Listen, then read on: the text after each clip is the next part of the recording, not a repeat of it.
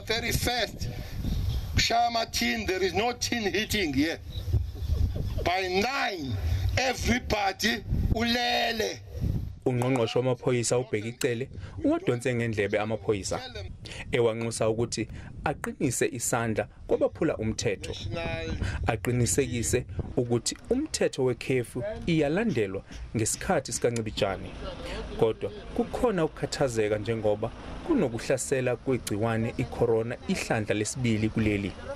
Ngokusho kukaCele, angu-330 amaphoyisa aseshone ngenxa yezifo eziyamaniswa ne-COVID-19 kusukela lwabheduka lolu bhubhane.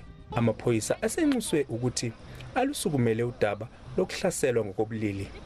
Kodwa ukhathazekile ngezibalo ezikhulayo zamaphoyisa atheleleka ngesifo icorona.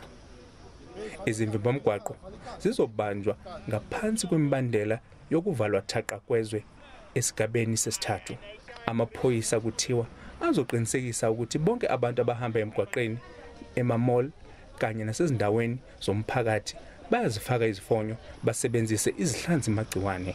Imask ukozisa khona amaphoyisa nasendleleni, ususuka endlini ufaka imask uziyofika la eCity.